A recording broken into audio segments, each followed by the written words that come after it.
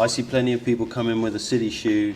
I'm not picking on City. I used to wear City. I love City. Yeah. But it's just an example of a classic Italian brand shoe, which is just narrow. The only way to really figure it out is trying stuff on and having that comparison. Yeah. Just like we do in our bike fits. Yeah. You don't really know what's best until you get try it. it. And without that comparison of what's good and what's bad, well, if you don't know what's bad, you don't know what's good. Welcome to Cycling Demystified, brought to you by Foundation Bike Fit and Frequency Cycle Works, the podcast where we help you take your cycling to the next level by sharing knowledge from experienced bike fitters, mechanics, and the hidden players within the bike industry.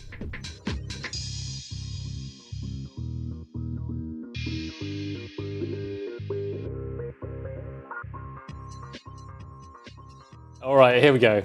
Welcome back to the Soft Issues podcast. And once again, we have master bike fitter Tony Corke. We are back in his studio in sunny, not Bath, almost Bath, but not quite. And not Bristol. No man's land. Somewhere Somerset. Deepest, darkest Somerset. near Poulton. Cheddar. Near Cheddar? Yeah, near enough. Yeah. What a good place to go riding. Oh, so good. Oh, I can't wait till it's summer and we can come We riding. do another Bike Fit Friends, Yeah. where we get bike fitters round and ride bikes together. Imagine that. Imagine that. Imagine Just that. People who imagine that. dedicate their life to cycling actually doing it. Pretty good idea. So what are we talking about today, Way? Well, since we had such good fun talking about half of the shoe, we thought we'd talk about Arch the whole of the supports. shoe. Arch support. Trying not to say the word arch support. Oh, God, you got me again. God damn it. Footbeds, Yeah. heel ticklers, Yeah. arch touchers. Yeah, if you missed that one, go back and listen to that episode. I don't know, which one should they listen to first? Maybe they should listen to the shoe one first. Maybe. Anyway, whichever one it comes out. We're talking about shoes today, cycling shoes. And seeing where this rabbit hole takes us, because there's lots to talk about. We've got a selection of lovely shoes in front of us, which you can't see, dear listeners, but they're a pretty eclectic bunch, including a pair of Law 3D printed carbon shoes. They're pretty wild. You talk to us about those. Yeah.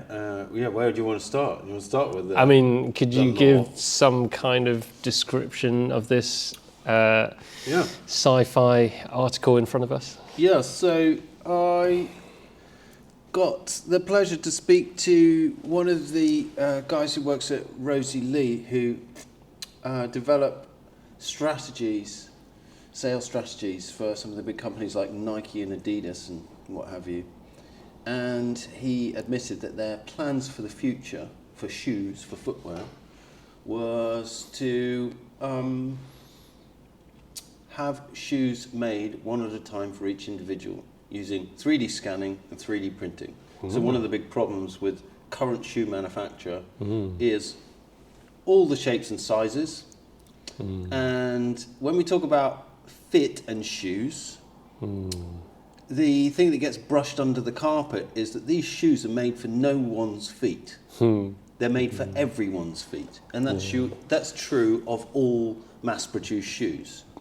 So what current shoes do you cycle in, Way? What is your shoe of choice at the moment? I've got a pair of Lake 238. Right, so did Lake call you up and go, okay, we hear you're about to buy these shoes. What shape should we make them for you, Way? They didn't. They didn't do that. They did not. You didn't get call that me call? up. No. Oh, no, me neither.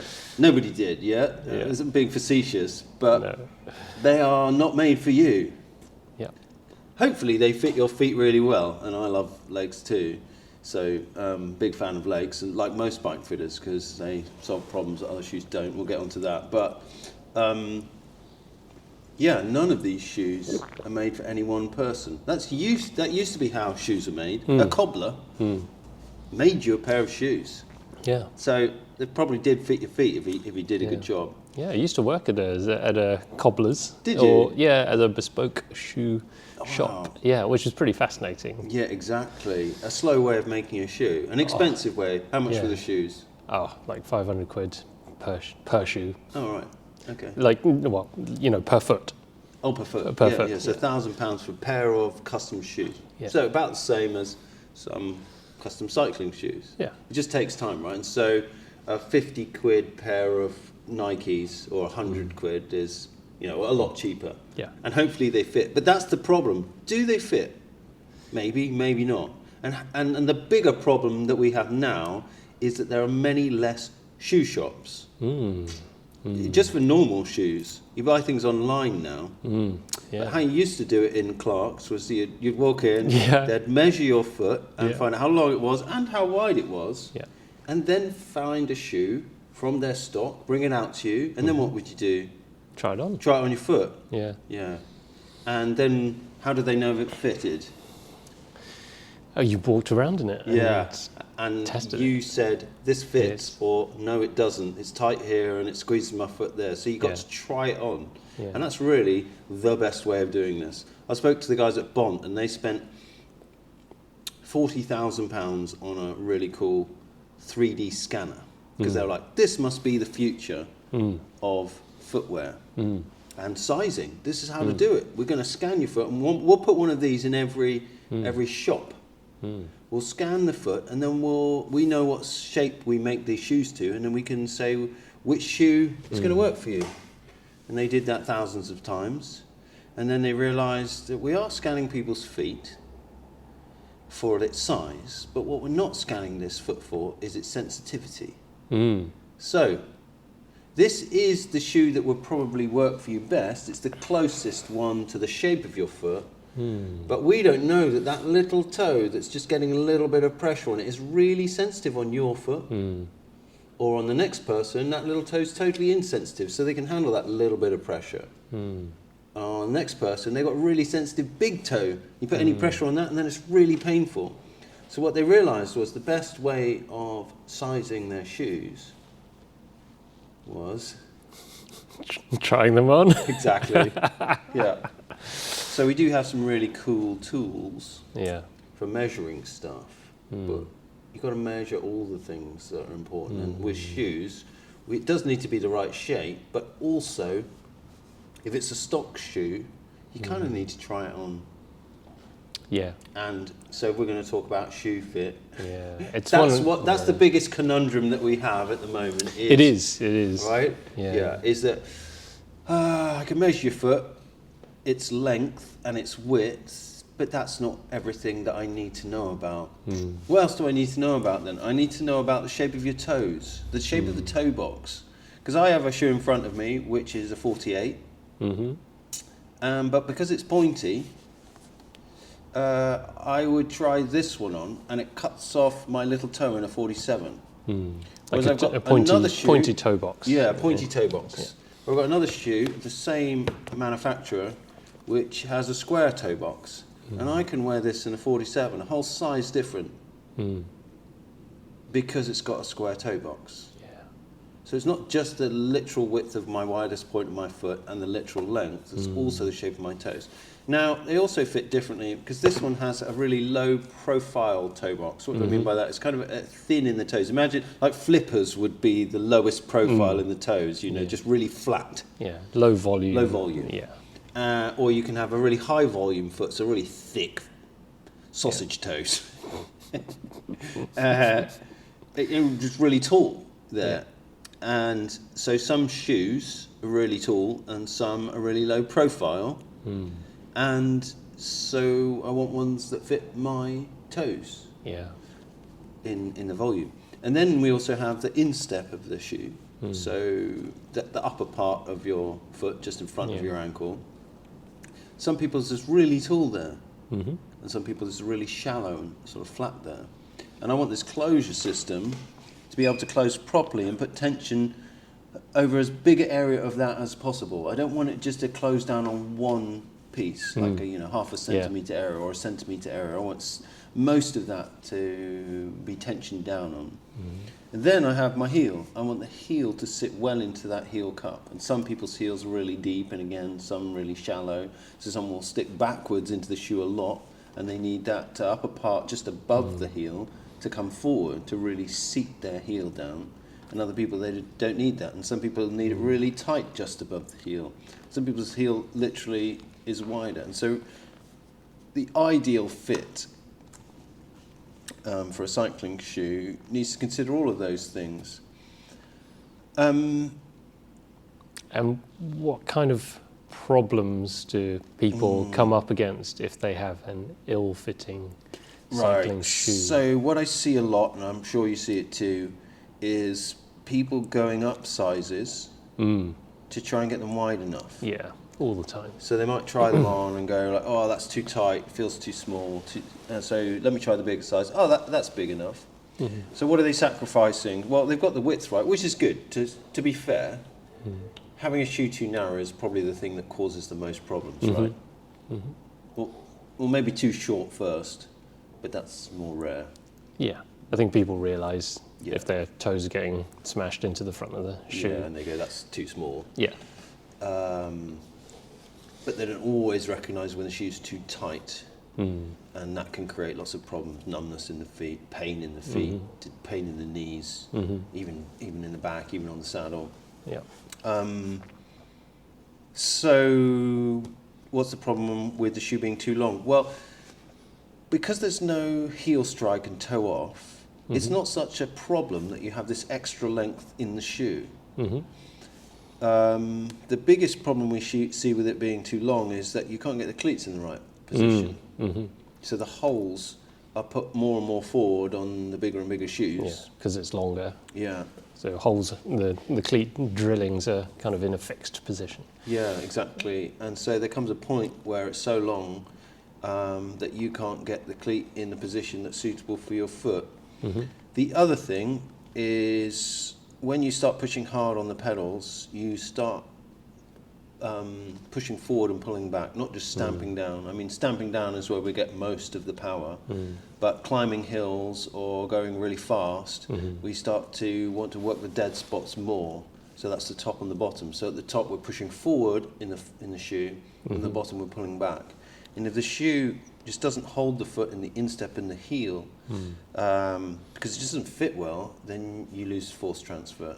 Your foot just slides in the shoe, then hits that sort of end range, and then pushes the shoe, and then at the bottom you slide all the way back again to the heel, and then it grabs the heel and pulls. So you just you're losing watts. Yeah. No one wants to do that, do they? No, exactly. Yeah. So yeah, you tend to feel lots of instability in your foot, or may also feel quite a lot of tension in your feet and toes. Quite often we'll see Like the kind grabbing. of, clawing toes. You usually see that evidence of that in the insole. If you take your insole out, you'll see kind of grab marks where the toes are. Right. As the foot searching for that stability. Yeah, trying to hold itself in place. Yeah. Right.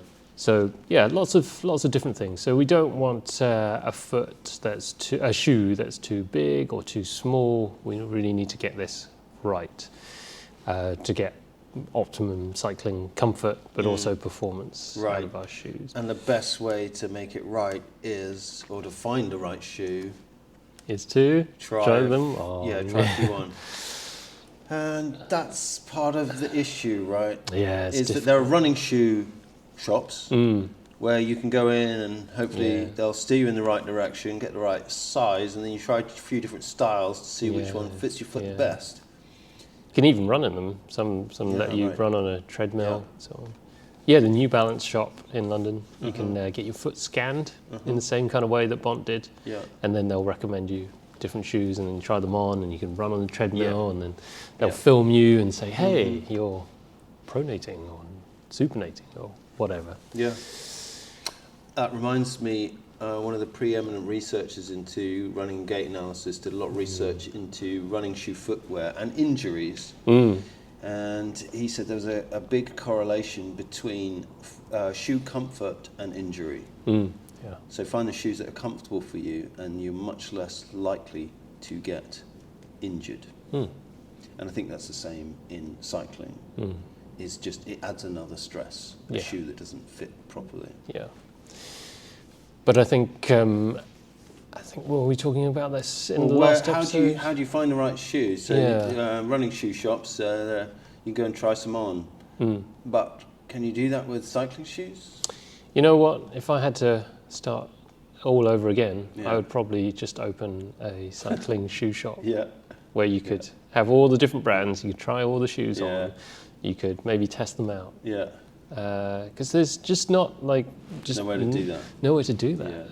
I think there's one shop in the Netherlands, Yeah, maybe. Dan runs Bike Shoe for You. Big Yeah. shout out to Dan at Bike Shoe for You. He was one of the first people to prove that model.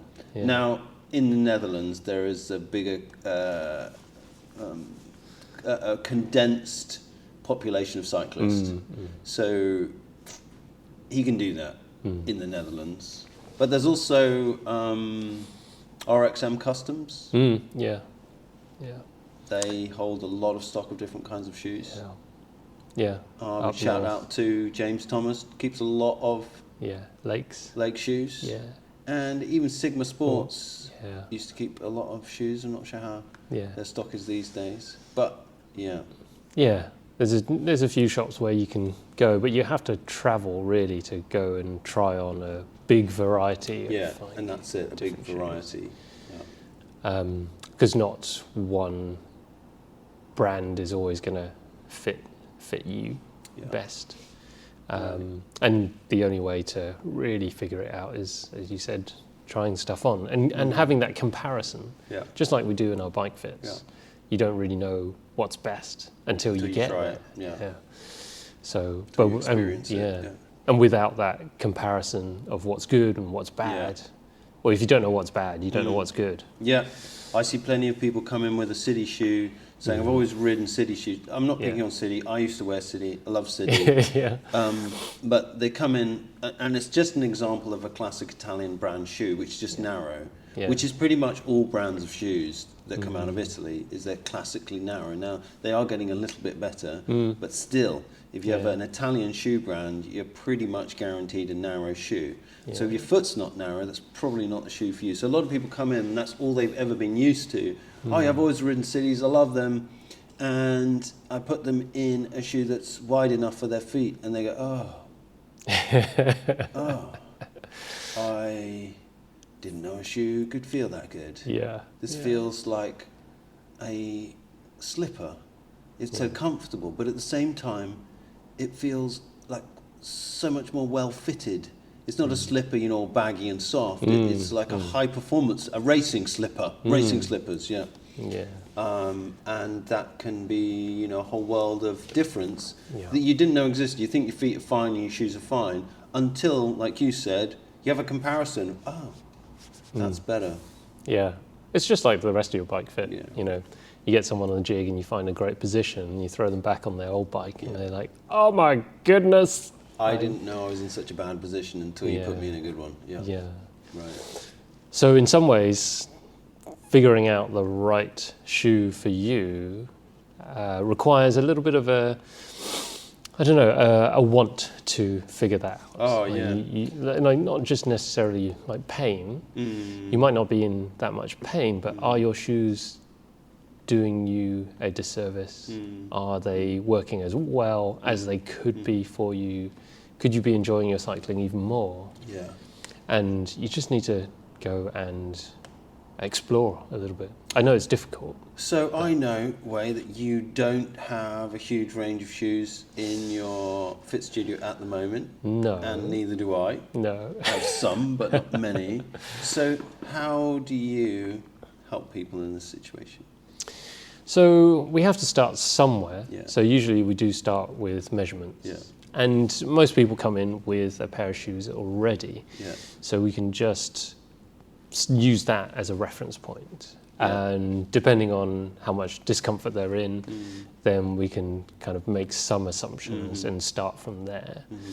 Often people don't have some discomfort, so we go, well, you know, looking at how you pedal and having kind of sorted the rest of your bike fit out and made sure that's all okay, then we can, you know, there's certain movement patterns that we can spot that may suggest that shoe fit's not optimal. And just start looking at the measurements versus kind of what their shoe looks like. Yeah, Have a look at their right. foot shape Yeah. relative to the shape of the shoe. Actually, probably the simplest thing you can do is just take the insole out of your shoe and place your foot on top of it and see whether or not there's a similarity. Does your foot fit over that insole, or does it overflow the edges if it's a little bit too narrow, Yeah. or does it overflow the front if it's too small? Does it fit into the heel right? And that might give you a clue as So to take the insole out of your current shoes Yeah. and stand on it and just see stand if it on it, yeah. matches. Yeah. Yeah. And that will give you like a really rough Yeah. clue whether or not something could be better. And Yeah, so you'll see if your foot's a lot wider than that footbed, yeah. that maybe this shoe isn't wide enough for my foot, or Or it's yeah. a lot longer. Yeah, You think, yeah. okay, maybe. Usually it's like with little extremities, so you're like your little toe. Yeah. Like my little toes stick out quite a lot, so I need quite a boxy shaped shoe. But if you take out a lot of shoes and put my foot over the insole, everything will fit, apart from that little toe, which kind of Yeah. overflows Right, the yeah. kind of edge of that And insole. so if you put your foot in that shoe, Yeah. then what, you get pinching in your little toe. Yeah, usually, yeah.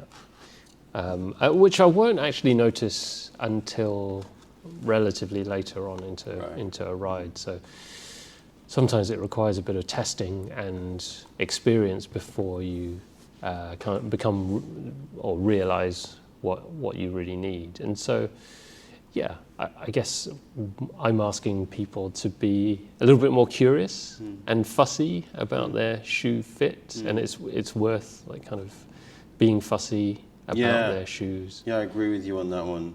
I've tried all kinds of shoes, just playing with shoe ideas, and I think it's one of the biggest benefits that you can make once you've got your bike fit set up well, Yeah, is to get shoes that fit really well and get them set up. yeah. Can be like the biggest performance gain that you can make. I like to describe your feet as your foundation. So if you've got solid foundations, then you can stack a lot of stuff on top of it. You can do a lot of work. If you've got unstable foundations, then just can't do as much. Yeah. And there'll be compensatory movement patterns elsewhere. So part of that solid foundation is getting your shoe fit right, and then, as we discussed earlier, getting your insoles and arch position correct. Yeah. So what we haven't talked about yet is sole shape. So if you take a shoe and you look at it from the side, if it's a normal trainer, then it'll probably be flat. If you take a cycling shoe and look at it from the side profile, that's not flat. How do you even describe that? Well, the toes are kind of pointing up. If you look at where the big toe knuckle and the little toe knuckle is going to sit in the shoe, the end of the toes is going to sit higher. And then if you look at the heel profile, that's also going to sit higher. It's almost like the shoe dips down Yeah. to So- where the knuckles go. Yeah, so it's actually like a little bit like a traditional dress shoe. So in the shop that I used to work, I used to make kind of leather gentlemen's dress shoes, and they'd always have like heel, like a heel lift underneath the shoe, and so the back of the shoe would sit a little bit taller, and then the rest of the shoe would curve down slowly through the arch until you got to the forefoot, which was then flat, and then you'd have the front of the toes often would curve upwards a little bit, and that's called toe spring. And all of that, some of that is driven by fashion. Yeah, so what was that all about? Why do our shoes have that? So I think some of it is a legacy of fashion. So I think back in Henry VIII's day, men used to wear high heels in order to make themselves look taller. And I think some of that design is legacy from that era of shoe making. And so that just kind of stuck. So Is there a reason why we have it in cycling shoes still? I don't know. So the original cycling shoes were made of leather and just flat. When they were back using cages and flat pedals and toe clips and straps. So those shoes were like plimsolls. They're almost like completely flat, but like kind of hard leather. And we've got into the carbon fiber era where we can make any shape possible. Interestingly, you're holding up a Lake shoe, and we've got another Lake shoe here, which is the complete opposite, which is completely flat in profile on the sole. Yeah, much flatter. And so I guess these different shoe profiles will suit different kinds of feet and shape and function. So we've got the shape of the shoe, the width, the length, the toe box shape, the instep, the volume of the foot, the heel cup, and the closure system. And then we also have the shape of the sole. Yeah, absolutely. So I've found some people actually have pain in their foot just because of the shape of the sole being wrong. yeah, I've seen absolutely. some people get toe pain because of that toe spring, that Yeah. kick up at the front, just being Yeah. too much for their foot. The toes don't want to bend upwards very much. No. And put them in a flatter shoe, everything else being equal, and that solved their issues.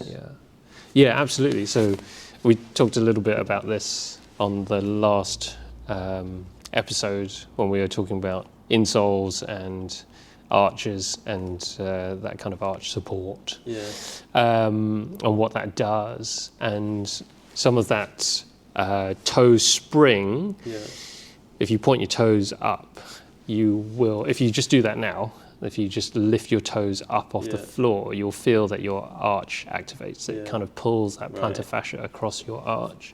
So that is part of the windlass mechanism, part of that mechanism that tensions your foot so you're ready to spring off and create kind of force against the floor in running gait. But we know that doesn't really happen in cycling because we're just pushing against a flat surface. But we've doing a squat. but we've artificially created a kind of position with toe spring and a lifted heel in a cycling shoe, which is kind of active, like you're activating that kind of windlass mechanism. So I guess the idea was that you're in that kind of part windlass mechanism, so your foot's active and you're pushing and you can be more powerful.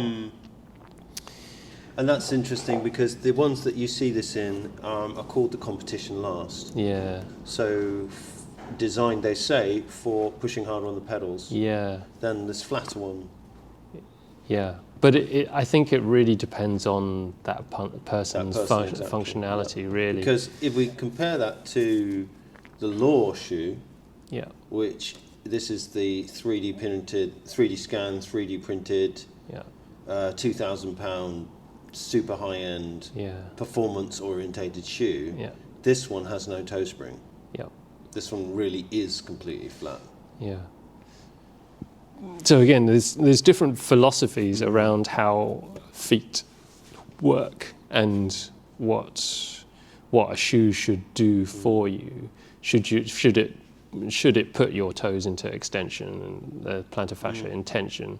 I definitely had a lady in recently who was wearing something with a lot of toe spring in it, and that was just creating all kinds of pain because her foot was just locked into a point of tension. Like it was just kind of locked and it couldn't get out of that point of tension. There's nowhere to go. So she really needed a flatter shoe. So I would tend to say that a flatter shoe is probably a safer shoe. Right. Interestingly, I made a jig for testing toe spring and testing an individual for their optimum feeling of toe spring. And me and John Wild, we tested it together, see what we felt was the most optimum. You know, we felt the best, from a lot of toe spring to completely flat and nothing, and even to negative toe spring, where your like toes point downwards. And we both ended up in the same place where a little bit of toe spring was our favourite. None was good and probably the most comfortable, but in terms of the feeling of force transfer and that total combination of comfort and force transfer, both of us only wanted a couple of degrees, so much less than what comes on competition last, and more what actually comes back in the comfort last. And interestingly, these Laws, which feel like the best power transfer shoe that I've ever used, that has none. Mm. But I'd be interested to test a little bit more, see Yeah. See what how happens. everyone else compares. Yeah. Yeah, I guess you'd have to crunch a lot of data from Yeah, just test a lot all of the people. bike fits that you've We just ever have to done. find a lot of people that you could use this jig on and try. Yeah, but I don't know. Are we overcomplicating shoes for the average punter? Yeah, probably. And we do that because we're bike fitters. It's our job to understand some of these variances because, like you said, sometimes it is that weird little feature that no one else cares about. Yeah. That's the difference for this person's comfort or performance or solving their injury. That doesn't matter for everyone else. Yeah. So yeah, we care about those little details. It's just geekery, isn't it? Yeah, Geeking it is. It's fascinating. Yeah. Yeah. Okay, I've got a question for you. All right. I know what you're going to say already. Boas or laces? Oh, I'm going to say boas. And every 100%. bike fitter says that. Why do we say that? I think they're just more consistent. What do you mean? As in the ability to recreate the same tension and position of closure Yeah. is just much easier and Yeah. more consistent with boas. Okay, what if it's only one boa? Okay, that's not, yeah. So what's better? One boa, two boas, three boas? I'd say enough boas to allow you to accommodate the foot shape that Yeah, you right. have. Yeah. So one might be enough Yeah. if you've got a fairly even foot shape that's kind of the same shape as the shoe. Yeah, if it's the same shape as But the if your shoe. foot varies quite a lot in the upper, so really low profile toes but really high instep, Yeah. you probably want more Yeah. boas, more ways of So- changing tension in the different areas. So, dear listeners, you can't see this, but Tony is holding up one of my favourite shoes. This is the Lake 242. That is actually my new shoe. Yeah. Lake 242. This is a really cool shoe just because of the amount of variability or versatility it offers. It's got two boas, and the shoe retention system is made up of segments. So when you tighten down the boas, you can control which segments tighten down across the shoe. And which ones tighten more and which ones tighten less. Yeah. So, And it goes really far forward to the toe, whereas a lot of boas come quite short. So you don't have control of the tension of the forefoot so much. yeah. You also got a heat moldable heel cup. So if your foot's narrow at the heel, you can squeeze that in, make it fit right. Yeah. It's pretty wide. Yeah. It's fairly flattish. It's got a bit of toe spring in it, not as much as the kind of competition last ones, the 402s. So yeah, it's a very versatile shoe. So it's a great problem solver for, I think, bike fitters and. Oh yeah, the other thing on it, the mesh underneath. So underneath some of the segments, you've got a very soft mesh. So people with bunions Yeah. or sensitive areas of their feet in the met heads have a space to go. So it offers good level of support and holds your foot in place, but also allows the sensitive areas of your foot to expand. So although it's a versatile shoe, it won't fit everybody. Right. And so, everyone's got to go out and try shoes on to figure out if there's enough adjustment in there, is it going to work for them, is it going to squash certain bits or not, and so on. So, which brings us on to, I mentioned heat moldable heel cups. We've got a Bont here as well, which has got some heat molding qualities in it. Yeah, that's Slightly true. different construction. I think I know some of these shoes talk about heat moldability, and it sounds great, right? It sounds like, oh, cool, I could just get close to the right shape and then use the heat molding feature to get it perfect. But I think that's a slight misunderstanding, or maybe heat molding is not the right term to use for these shoes. I would call a Bont mildly heat adjustable. Mildly heat adjustable. Yeah, I think moldable gives you the wrong idea of what you can do with this. I'm glad you don't work in marketing, Tony. I know, it doesn't sound as good. Because with a Bont, it's one of the stiffest platforms out there. Really great shoe for power transfer. And I've seen a lot of people who've told me that they wear their Bonts in races only. Yeah. And I'm like, why is that? Is it, well, they kill my feet. Yeah. I mean, the power transfer is fantastic, and I love that. Yeah. But they really hurt. Yeah. I used to do that. Yeah, and there's no real give in the upper. So you're talking about that bathtub shape. This carbon sole literally comes up to the sides of your toes.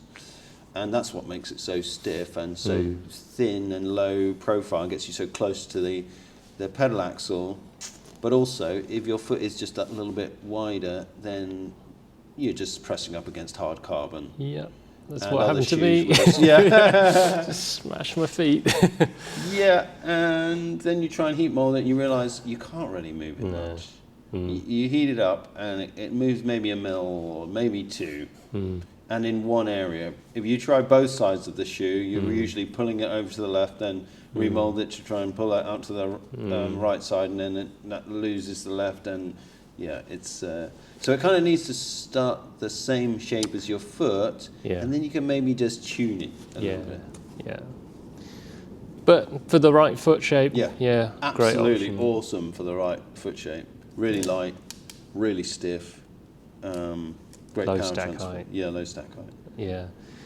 And also what I found is, and we touched on this in our other podcast about setting up the inside of the shoe, footbeds and wedges, I found that a lot of people who are really uncomfortable in Bonts were made, but it fitted, it was the right shape for their foot, and they were still uncomfortable, but they were uncomfortable because their foot was pressing down the lateral edge or the medial side, was pressing on their little toe, and that was because of this asymmetry that was being forced because they didn't have the right setup inside the shoe. And you put a footbed on your wedge inside that Bont, and now that shoe becomes fantastic power transfer and really comfortable. Yeah. So if you are in Bonts and it's still hurting, but you think that they fit really well, then I would recommend footbeds and wedges. Yeah. But if you're feeling that it's pressing on your toes or squeezing your knuckles together, or squeezing one area of your foot and you've tried heat molding, then I think it's new shoe time. Yeah.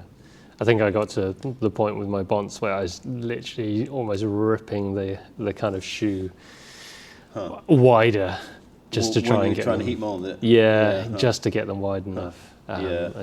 I could never quite get them wide enough for my little toe. But yeah, they felt good. So they have different width options, don't they? They do. Did you try the wide ones? Yeah. And still not wide enough? Yeah. I never got to try the Asian fit ones. Right. Being an Asian person, Yeah. would on paper seem to make sense, but they're just, again, it's availability of shoes and the ability to try them on and get them. Yeah, it's always a problem, and it's always an investment. Yeah. My first pair of Bonts, I went on their sizing chart and got the shoes, and they're way the wrong size. They're way too small. I had to go 2 sizes different from what I thought I'd measured. And that's just the problem of online shoe shopping, right? Is that I guess you could do it online, but you might end up buying a lot of shoes and returning them. Yeah, it's just difficult. So a good way to, what I recommend people who are shopping online for cycling shoes is to, because you can't really cycle in them because then they're worn and you put fitted cleats and they have marks on the bottom, is to just sit and watch TV in them for about 45 minutes. So your lymphatic fluids drain to your feet, which just sat there, and your feet are going to swell a bit like when you cycle. And if they still feel like they fit well after 45 minutes, then maybe they're okay. The other thing to do is try and grab the sole of the shoe and see if you can pull it forwards and backwards. Are you secure in the heel cup and in the upper? Is it holding your foot well? Yeah, and that's a good one. I haven't heard of that one, but yeah, it's good stuff. Watch TV. Yeah, just watch TV. How to get your shoe fit right? Watch TV. But make sure that heel is kind of really in the heel cup and kind of driven back before you kind of tension it down. Why don't you like laces? I do actually like laces because they offer way more adjustability in terms of lacing patterns and stuff. So you can do some funky lacing patterns to relieve like kind of different pressure points and things like that. So I had a guy who had a big cyst on the top of his foot, so on the instep, and so literally every shoe he tried with a boa assistant, he could never get anything to fit comfortably because of that kind of cyst, but he could do it with a lacing system. So you could just move the laces to a different hole. Lace around. Yeah. Oh, right, The only thing about laces is that once you've done them up, you can't really adjust them very easily. And they will tend so if you wanted a bit more tension in the forefoot, you tighten that up. But with use, the tension goes eventually even through all the laces. Yeah. There's no way of like holding the tension just in the front of the shoe and not in the upper, not in the back. They look really cool. And I think why bike fitters don't like them is that they're just really slow to get on and off. Yeah. So if you're testing footbeds and wedges, oh my goodness, slow process. If laces fit and you can get the tension just right, and you don't need to change the tension mid-ride, then laces are fine. Okay. And actually, probably a bit lighter. Yeah. They just look cool too. Yeah, that's the main thing. So we talked about Bonts and their semi-adjustability. Lake's got a kind of heat moldable heel cup, which does give you a little bit of adjustability to kind of change that around. So the completely 3D printed customized shoe is the Law shoe. So what's your experience been of that? This is fascinating. So I have been making my own carbon fibre shoes just to experiment with some of these ideas that you can't buy in normal shoes, like zero toe spring. Just to play with some ideas. So when I saw what Law were doing, I was pretty interested. So the idea is a bathtub, but the main feature of this shoe is that you push with a different area of your foot. Normally you're pushing with the underside of your foot, like you're normally just stamping down. The idea with the Law 1 is that you start to use your ankle bone to drive the foot forward at the top of the pedal stroke. So the upper is just as stiff as the lower. So if you imagine the top side of your shoe being solid carbon fibre, that's what the Law is. It then has heat moldable, it's 3D printed around a scan of your foot. So it should already fit very well. Then they use heat moldable pads to fine tune the inner. So if there's any just slightly high pressure points, the heat moldable pads, you should be able to make them go away and make it comfortable. Because they're also trying to do this thing differently. They're trying to allow you to push with the upper side of your foot, so the ankle bone, rather than just the bottom of your foot. So that upper area that's quite sensitive, no one's really pushed with that part of their foot before. Imagine like a ski boot. Yeah, I was just about to say, it sounds like a ski boot, which is solid. When you walk in a ski boot, you push on the front of your shin, don't you? Yeah. And that's a little bit like the Law 1, what this is doing for you. So it's kind of, if you imagine the leverage you get when you're in a ski boot right on your shin, the amount of force that you get to drive down, and how little of your calf muscle and Achilles you have to engage to do that, because that's all really being held by the shoe. So you can sort of just push on this bit. Interesting. Yeah, without having to engage the soleus and the calf muscle to plant a foot, to point your toes down, which you have to do in every other cycling shoe. And this doesn't eradicate your need to do that, it just minimises it. Does it just make, are you saying if it works, then it makes you a little bit more efficient because you're just using your kind of lower limbs in a kind of more efficient kind of way? Yeah, so it makes you feel like you're not using as much of your muscles. So it makes it feel more efficient that way. And it makes you, it certainly made me feel that I could just push harder on the pedals for longer. So like standing, climbing, or even seated high intensity efforts, I could keep them going for longer, it just felt easier to do so. And also how well you're sat into the heel cup, and how there's no loss of transfer of the transition between pushing and pulling. So it's very immediate. So you feel really, really connected to the whole pedal stroke. And what's also interesting is that they use this dimpled inner sole. Oh yeah. You feel that? It's kind of rough. Oh, is that like a proprioceptive exactly. kind of insole? So there is no arch support in this. Yeah. Arch support. You got me saying it now. There's no footbed. You got no footbed in here, and their idea is that you don't really need it. And I found that to be true. Is that I don't need the arch support and wedges like I do in a normal shoe because of the contact through the ankle. That's my thought process here, or even the improvement. dimpled footbed. But it really feels like it's the way it cups the ankle and the heel, that's the magic in this shoe. Do you feel it when you're riding? Yeah. Do you feel that kind of closure? Yeah, and it just feels so secure, like much better than the best fitting normal cycling shoe that I've ever been ridden in. Because they come up they can have to come up high. Yeah. It's almost like a mid boot. Yeah. So yeah, much more of a ski boot style of shoe. Yeah. Whereas all other cycling shoes, unless you're wearing winter kind of booties, they're all low profile shoes. So yeah, something very different. I'm just going to go off on a slight tangent because you mentioned it just earlier about pushing and pulling. So what's your kind of take on pushing and pulling through the pedal phase when we're cycling? Should people do it? Should people not?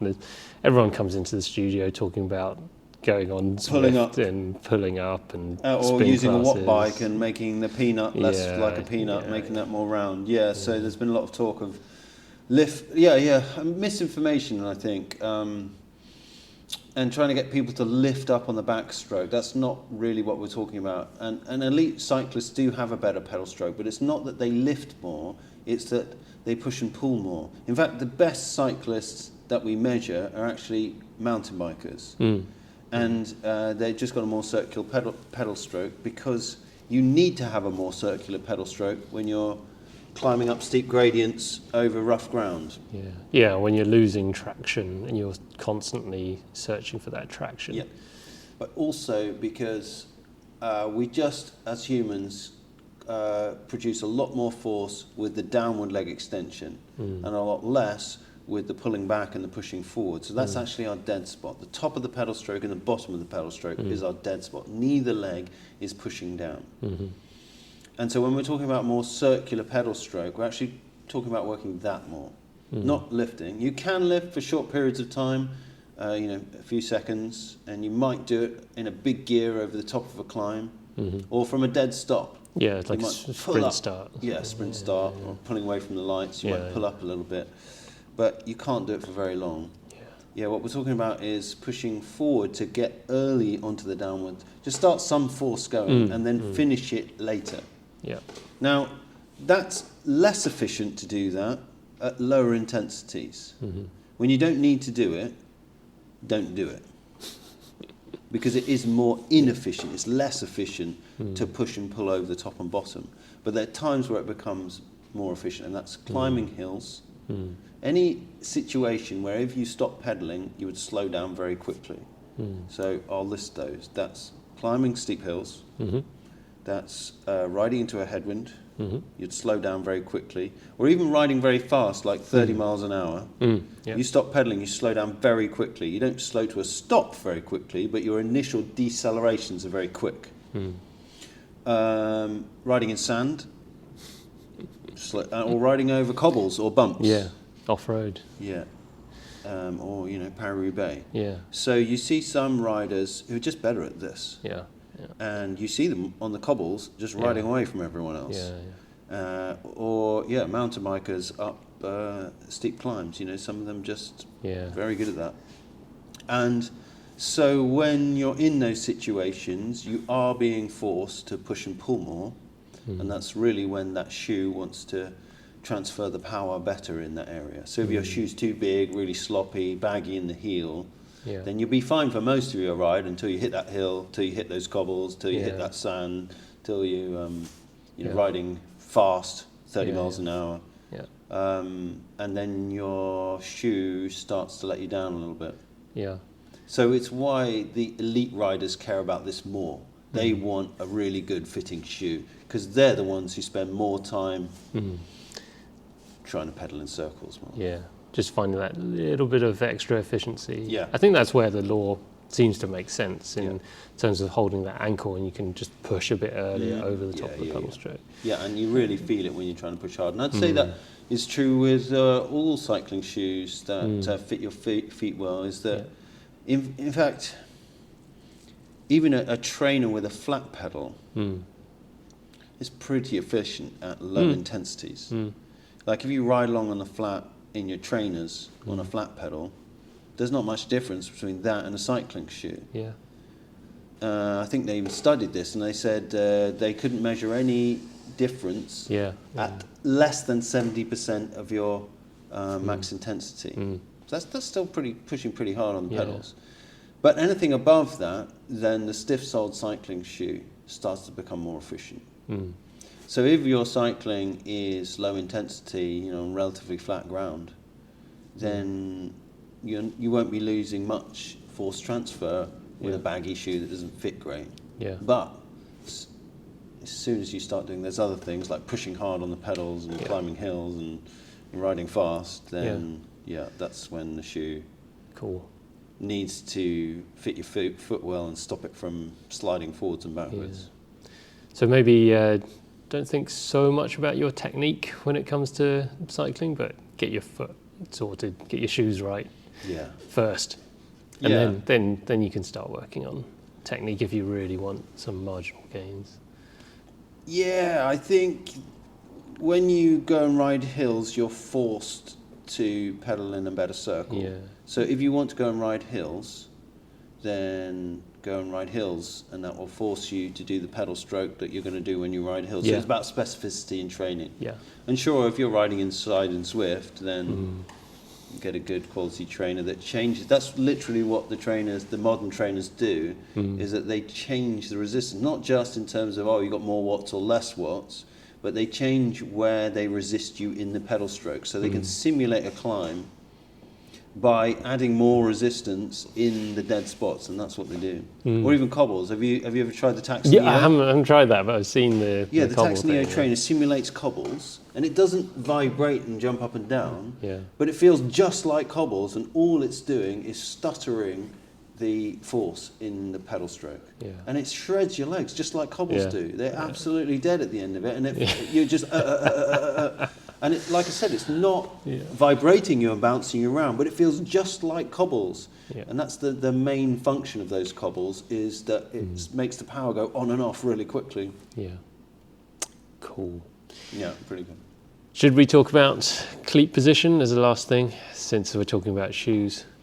I mean, we could go on for like another hour about cleat positioning. Yeah. But just some quick takeaways maybe for our listeners to action or think about in terms of like cleat positioning. I know certain shoes actually offer a slider. Right. In terms of the cleat mounting bolts are positioned on a slider, so you actually have a much greater range of cleat positions available to you. Right, so how much does a standard cleat, so we're talking about 3 holes, so Shimano, Look, time pedals. Yeah. How much do they move forward and backwards on their own? There's about 15 mil maybe. For the maximum? Yeah. Probably like 10 mil for SBDSL, Shimano. So how much extra, so you've got 15 mil maximum of being able to push the cleat to the very front and the cleat to the very back. And then how much extra do these sliders give you? Well, that one you're holding up gives us maybe like 5 mil max. Yeah, so we go from 15 to 20 maximum. But the thing is, like, Shimano's definitely offer more. Yeah, so right. they'll offer like another 15. So maybe. their sliding holes are much even longer. Yeah, but only on certain models, so you have to kind of look at it. So I don't know why. Some manufacturers' holes are more forward to start with than others, and don't have any adjustability. Yeah. physique. Physique, Their yeah. physique. Though, to be fair, they're actually starting to. The new ones are The much new better, physique yeah. shoes actually look Yeah, but pretty don't good. be surprised if you've got physique shoes and they make your feet hurt. We joke about this as bike fitters, Yeah. all the time. Yeah. Their old shoes had some fundamental flaws that just made people's feet hurt. Yeah, there's So- a reason why they are all on sale. Right. But that's also why we see so many of them in the studio. Right. Oh, it makes my eyes hurt. But yeah, like, yeah, a lot of the old Italian brands would drill the holes for their cleats really far forward. And And the problem being, well, you just overload the forefoot. You end up with numb toes, pressure points, hot spots, and with you just pedaling styles. yeah, and you just can't load. You can't use the whole of the shoe because you're essentially just using the front part of the shoe and just loading the front part of the shoe. So, cleat position is really important, and usually a more rearward cleat position in general terms is a better or safer place to be. Yeah, right. Midfoot cleat positions also. Midfoot cleat. So what's yeah. midfoot cleat? That's where the pedal axle is literally in the middle, so halfway between the toes and the heel. It's kind of. I feel like it was quite fashionable for a while. Yeah, Like, it was. there's a lot of people. Well, it's fashionable to talk about. The biggest problem was that no one could physically achieve it on their shoes. Yeah. There was no way to really actually get your pedal axle to be that far back without drilling new holes in your carbon shoe. And even then, there wasn't enough real estate to mount a cleat to it. So people talked about it, but never really did it. Although here's the Bonts that we were looking at earlier. They've been re-drilled. Yeah, so yeah. you could sort of achieve it on the Bont, Yeah. although one of those holes has to Yeah. go a bit more forward. Yeah. And even then, that's a good... That top bolt of the three is, I would say, 30 mil further back on these ones that I've more than that. re-drilled. Yeah. It's still not midfoot cleat, Yeah. Yeah. but closer. Yeah. Yeah, I drilled a pair of Siddies for a lady once. That was quite scary. Yeah, right. Like pillar drilling into a fresh pair of carbon soles, but Something quite satisfying about it too. yeah, Isn't it? it was a good. Quite fun. Yeah, I had found a good solution in the end. So what's the benefit? Why would you do that? So I think a lot of it is around leverage. So, you know, thinking about kind of where that foot lever is. If you move to a midfoot cleat position, then you have a much smaller foot to ankle lever. And so the point of you pushing through the shoe is kind of much more midfoot heel. Further back. How does that help? So this may create different muscle activation. Right, so the calf muscle doesn't have to work as much. Yeah. So less calf activation, maybe a bit more posterior chain and glute activation because you're pushing a bit more through the heel. If you think about your squat again, you don't squat on your tiptoes. You want to get the whole foot on the floor. Yeah, and if you did squat on your tiptoes, then you have to use your calf muscle a lot to stop your heels touching. Yeah, and as soon as you let as you go further back in the shoe with that pedal axle, the calf muscle has to do less and less. Yeah. So there's an efficiency benefit there. Yeah. But what do you lose? So No free lunches. No. So I think you had an experience, didn't you, when riding off-road? Yeah, I smashed straight into the first log I tried to bunny hop over. I haven't realised how much further forward my weight was. Yeah. Yeah, but the other thing is we use our calf. The calf is the biggest plyometric muscle in the body. Yeah. And it's the one that helps us jump. You can do a physical demonstration of this by trying to jump off your heels. So keep your heels on the ground. And that means you're really not using your calf muscle at all, and you get about an inch off the ground. And that's using your three biggest muscles in your body, your quadricep, your glutes, and your hamstring. They're really strong, but they have very little plyometric force for explosive force. The calf has masses of it. So for when a cyclist needs to accelerate immediately, their calf muscle is what you want to use. And that's why most professional cyclists use a more forward cleat position. So they're much closer to their first met head, their big toe knuckle. Yeah. Whereas a cyclist who doesn't need to do any accelerating, like a ultra distance cyclist, then they might go further back. And that's why also Race Across America, most of those guys are using midfoot cleat position. Yeah. You look at the top 10, most of those guys have midfoot cleat because they don't need to accelerate at all. They just need to be as efficient as possible. They're going all day, every day, day after day. And having that in the middle of the foot is more efficient. It's just the sacrifices can't accelerate. There you go. So, be wary of cleat position and your shoe choice. The biggest problem being with cleat position being too far forward, right? Yeah. So you can go quite a long way back. I think that's what we're trying to illustrate here. Is you can go a long way back behind the first met head, but you really don't want to go any further forward than the first met head. Yeah. So if your shoes are too big for you and you can't get your cleats far enough back, that's a much bigger problem. Yeah. Well, that is the problem we're trying to avoid with cleat holes. So just to clarify for anyone who hasn't set up their cleats before, we tend to advise people that you want to set the center of your cleat up behind the behind your first metatarsal head. So that's the big ball of your foot. Big toe knuckle. Old school mentality was to set the center of the cleat right underneath the metatarsal head. Yeah, big toe knuckle. Because that's where you push, like, kind of power when you ran. But now we know about the mechanics of cycling. Cycling is not running, and so we want to distribute that force kind of more evenly across the whole of the foot. So we generally want the center of the cleat to be behind the ball of the foot. And so if in doubt, just push your cleats all the way back. I hope that's far enough. I hope that's far enough. But if you want to measure it, try and find the knuckle of your foot and line up the middle of the cleat behind it. Enough about butts. It's quite a lot of shoes. There's more to go, isn't there? I can tell, but I think bike fitters talking about shoes. Where do you end that conversation?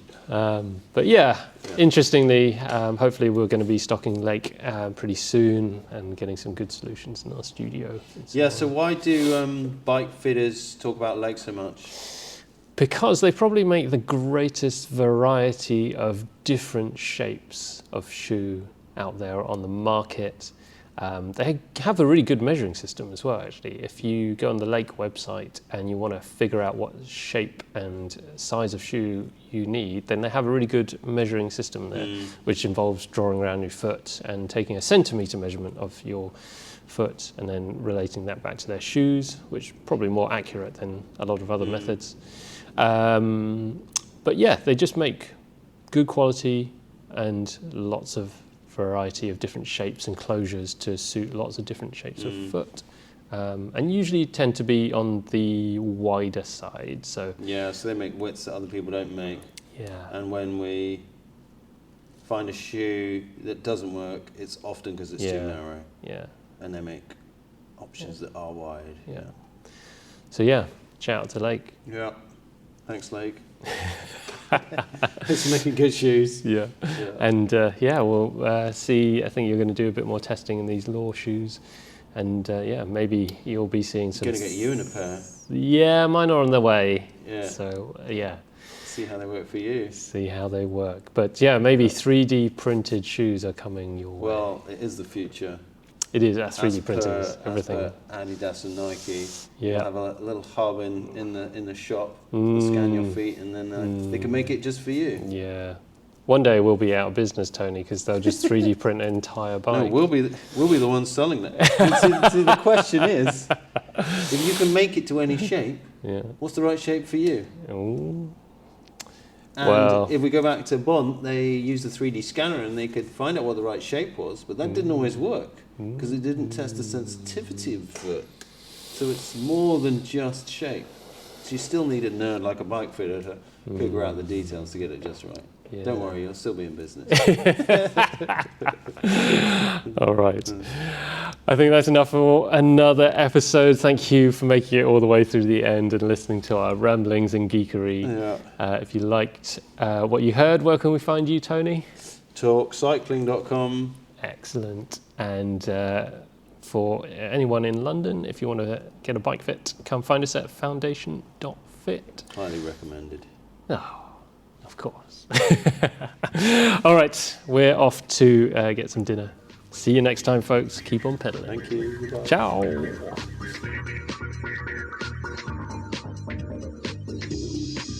If you have questions for us about today's episode, you can follow the podcast on Instagram and YouTube under Soft Issues Pod, so leave us a message. And if you liked what you heard today, leave us a 5-star review and a rating.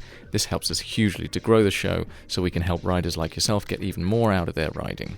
Suffering from numb hands, tingling toes, and any other persistent discomforts when you ride? These are all signs that your bike fit could be improved.